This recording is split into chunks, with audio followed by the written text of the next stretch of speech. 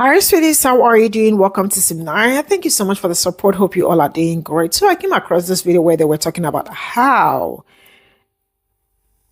United States was not built on fairness. And that is something you and I know, except you just want to lie to yourself. There is nothing about fairness about United States of America. And then the people that are in it also do not operate also on fairness. All right. It was not founded on fairness. People in it are also not doing anything to make things easier or better. Rather, they are also making it worse. Right. So let's talk about how these people can probably, rather than seeing your progress, or rather than doing the right thing, or rather than voting right, if you all have noticed, you definitely will see the modus operandi, like how they operate and how they vote against their own interests and sit back on it. They do not want to do the right thing. And my people already know how they operate, so it is not anything new. But the only thing I see my people working so hard on is to make other people understand, because it looks like they do not understand and they do not want to understand. So for that reason, they try as much as they can to amplify their voices instead of looking for a way to make their stand, to make their life easier and stand on business. My people have been living with these people like forever. They've studied them more than any other person. You haven't. When they are speaking, listen. Let's get into this. So I was having a conversation, online comment in the chat room with my sister. And we were going over the fact that a lot of these red states, Kentucky, South Carolina, North Carolina, places that voted for Trump, Missouri and stuff like that voted for Trump. And all these states that had these tornadoes and hurricanes, Tennessee even. Trump has denied them aid, denied them FEMA funding to recover, to rebuild. You know? Trump has denied them FEMA funding to rebuild. And my sister was asking me, like, why haven't they been, like, rioting and crashing out yet? Because they riot and crash out for their team lose a game or something like that, or somebody used the wrong bathroom or something like that in the state. I said, well, you touched on something that's the reason. The reason why they haven't crashed out yet is this. Yes, they may be giving interviews and giving their Congress members a hard time, booing them and everything like that when they have their town halls. But don't get this. Let me hip you guys to something. And I'm talking to my friends that always inviting these MAGAs up. I guess they're trying to make content or whatever, but let me tell you guys something. You're inviting these MAGAs up to talk, there's nothing they're gonna change. Let me tell you why. They may be upset with no aid. They may be upset they lost their job. They may be upset that they're about to lose their farm. They may be upset like that guy crashed out on here. Video went viral. The wife was on his phone. He crashed out. He lost his therapist and everything like that. They may be crashing out, mad at Trump and mad at the administration for that. They may be booing their Congress members, talking about the judges and everything like that, and mad at him ignoring judicial rulings. They may be mad at him, and they may sound, and that sounds good to those of us who are more than reality. That seems, oh my, maybe they're waking up. Maybe they're getting it. But don't get it twisted. When it comes to midterm, next year, they will still put these Republican folks back in office.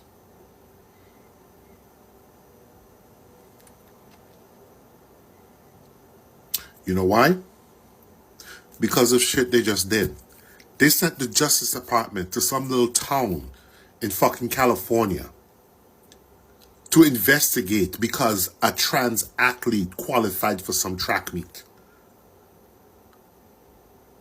All right, let me make it plain. They'll put these people back in office. They'll still vote Republican despite the fact they're being destroyed because their hate is stronger than their own pain.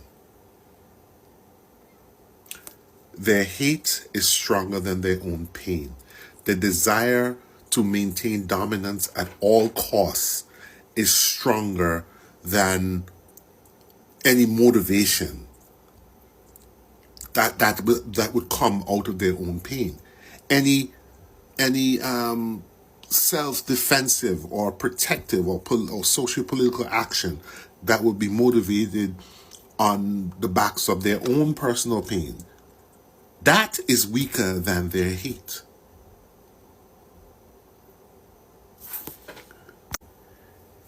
They hate black people and our wokeness and the fact that we won't shut up about what was done. The fact that we constantly talking about what was done to us and what is being done to us, right? They hate seeing all these black and brown immigrants around with funny accents who refuse to speak English around them. They hate, and they believe erroneously, they hate the trans community especially. And they hate the LGBTQ community broadly, but they hate the trans community especially because they honestly believe they can send their son to school one morning and a daughter will come back in the afternoon. They hate all of those groups. They hate Latinos. They hate black and brown folks. They hate Asians. They hate, that's okay. For you model minority folks that are Asians, you're not going to ever get picked. They hate you. All right? Let me just drill that in. Their hate for you is stronger than any pain that they have. Anything that they suffer. Jonathan Metzl had it right. He should write another version, a follow-up version of his book, Dying of Whiteness, 47th administration version. He should write another version of that because they're literally willing to die of whiteness. They're literally willing to be destitute if it means that Trump continues to harm black and brown people. Trump continues to stick it to the LGBTQ and trans folk. Trump continues to humiliate and destroy all these black and brown immigrants and get these black and brown immigrants out of here. They refuse to speak English around them. And these days, they're getting rid of these black folks with this uppityness and wokeness. You know, if he continues to do that, they will put him back in office. And any Republican that supports that, they'll put them back in office. This is why they're not crashing out. Because to crash out would mean they would have to replace Trump with a Democrat. And Democrats are palling around with the people that they fucking hate. And they hate those people more than they're even willing to look after their own selves. White supremacy is a hell of a drug. White supremacy creates cults, creates a cult-like following. And it's literally hundreds of millions strong. At least in this country and worldwide. White supremacy is a hell of a thing. White supremacy is cult-like behavior. And their hate for those not like them, their disdain for those not like them, their entitlement to remain the dominant class at all cost, always wins out. And whitey women? The white in whitey women is what rules why they do what they do. They're white before they're women. White feminism is all about them hoping that they get to be white men and not be penalized for having the JJ. That's what white feminism is about. Black feminism is more authentic feminism because it's mired in the fact that they are women, and secondly, in the fact that they're black and how they express their blackness. So, these people are not going to leave him. Don't get yourself gassed up hoping that the midterms are going to be some big sea change. They're going to dump Trump. I love saying that shit. And that MAGA's going to suddenly wake up and figure out that they've been fucked her over. They hate for people that look like me. And those of you who express yourself as gay and LGBTQ and trans and stuff like that, and black and brown immigrants with funny accents and who won't speak English in front of them, they hate for that shit is stronger than their pain, their personal pain, their personal lives destruction. They're willing to like deal with that and accept that. Even if they lose everything, at least they get satisfaction of seeing an immigrant lose everything. Seeing an immigrant kicked out of here. Black and brown immigrant kicked out of here, and these black people get told to shut up. Black people crying and wailing on here. That's their joy. And they will never give up that joy for anything, even if they have to die for it. What follows are a few books to read to understand this kind of pathology and condition that we're seeing play out yet again. Have a good one, guys. This message is for educational purposes, not for bullying or harassment. Thank you. Have a good day.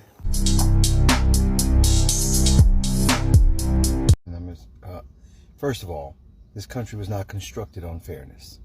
It was never predicated on fairness to individuals. It was all about advantage and taking advantage. Secondly, what did we do when we did have the numbers? See, this is the conversation people are not really wanting to have, and that's the whole basis of the original post that I was making in the point. We have Democrats who are not Democrats. We have Democrats that are career politicians. They're survivalists. They're literally political cockroaches. They just find a way to survive no matter what administration, no matter what party is running, whatever. We have damn Democrats that have been in seats going back to Jim Crow. So what else could they possibly do right now? What else could they be part of that's changed? When Biden became president and won the election, I was a part of that group that was very critical of him in the first year. One, Merrick Garland, still to this day, was his worst decision as an attorney general. And you will see both from Trump's first term to now what it looks like when you actually have an attorney general that understands the assignment of the very person who appointed them to the position. And the Democrats and the Biden administration should have been overly aggressive in the first 2 years before the midterms when they did have the numbers. But what happened? You had Democrats that were out there that weren't really Democrats. They were siding and voting and aligning themselves with Republicans. Whether they were Trump loyalists or not, they clearly didn't understand the assignment. But they rode the wave, the blue wave. The vote blue no matter who. You ever heard the term, it's not the dog in the fight, but the fight in the dog? That's what's being revealed right now. There is no way in hell right now with all that's going on when you have an administration going complete rogue, doing as they want, disregarding Congress, disregarding the Constitution, disregarding court rulings, doing whatever the fuck they want to do. They're not worried about anything. You can't tell me right now, as a Democrat, ain't no way you could be silent right now. Ain't no way you couldn't be down in the trenches in your state in front of your people who voted you in and navigating people with what social programs that are available to them, what options do they have around the current administration, what state and local things that are happening, taking place, helping them navigate through the storm that we're all in right now. And I'll admit, I was wrong about something. After Donald Trump won, however he won the last election, I felt like, well, you know what? This clearly, like many of us felt, this is what America needs to see in full bloom. You want to see evil running our country, pulling every lever, running every branch of government. They need to see this. And I didn't take it far enough. Because I do believe this is necessary, but I didn't realize it needed to go further. I think a lot of people like yourself also need to see in full display what it looks like when you see Democrats crumble. Because right now you've got the If you can't beat them, join them, Democrats. You got the Democrats who are afraid of political suicide and going against Donald Trump. So they're staying quiet. They're playing ostrich. There's a whole lot of things going on right now on Donald Trump's watch. And there's no way you could be quiet right now. There's no way they can't be out there fighting. And we know that we don't have the numbers. Nobody is questioning that. But what the few numbers are, who's fighting and who's not? See, the enemy is clearly defined outside of the fort. But who do you have in your foxhole that you can't trust? We have Democrats we can't rely on right now. We need to be cleaning house inside because we don't have the Democrats we need to do what we need to do, even if we have the numbers. All of this harkens back to the mistake of Democrats with the whole reach across the aisle unifying bullshit when Republicans have been telling you to your face, we are not trying to reach across the aisle. We are not trying to unify. The country is not going to unify. So when you have the president in place and they are appointing their cabinet and you have the majority in Congress, both the House and the Senate, then you got to do your fucking job and be unapologetic about it, because that's what we're experiencing right now. And Obama didn't do it. Clinton didn't do it. And Biden didn't do it enough. And that's why we're in the position that we're in.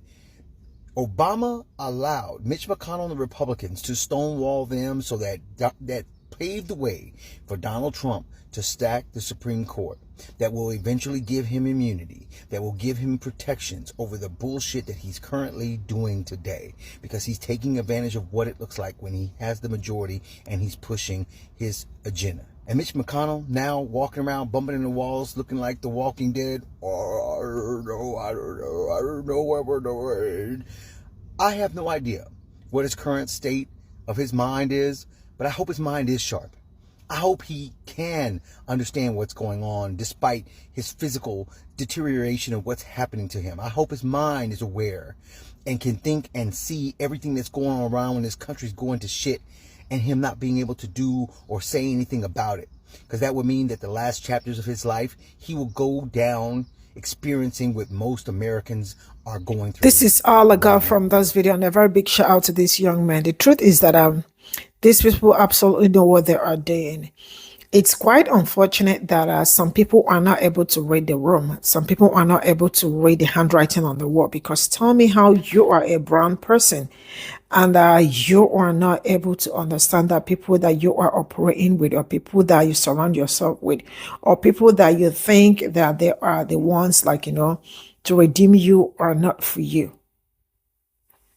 This is also one of the problems. Should I say the POC, people of color, not my people, are having. They are having the problem because they are not able to understand the people they are siding 100%. They want other people to suffer more than they thrive. Don't you get that? So who is that person that will suffer? It is absolutely you that have refused to understand that you are not loved. You are just being used. And you as a person also bought into their book, and you are amplifying their voice. They said you are woke. What is woke to them? Do they know the meaning of woke? Of course not. They don't understand it. If you are woke, you are a bad person, because they don't want you to know what is going on. They don't want you to know what is happening. They don't want you to say lie. And you think you are the righteous, or you are the good person. Now you all can see how everything that has landed you, or where it has landed you. And then black people became the bad people. No, it's not us. You are the cause of your problem. So figure all that all out, so that in next time you will have better understanding of the people you've been operating with. You will have better understanding of how you've been living. Because majority of you think, like, lines will fall in pleasant places for you if you don't do the right thing. Like, how is it supposed to happen? How is it supposed to happen?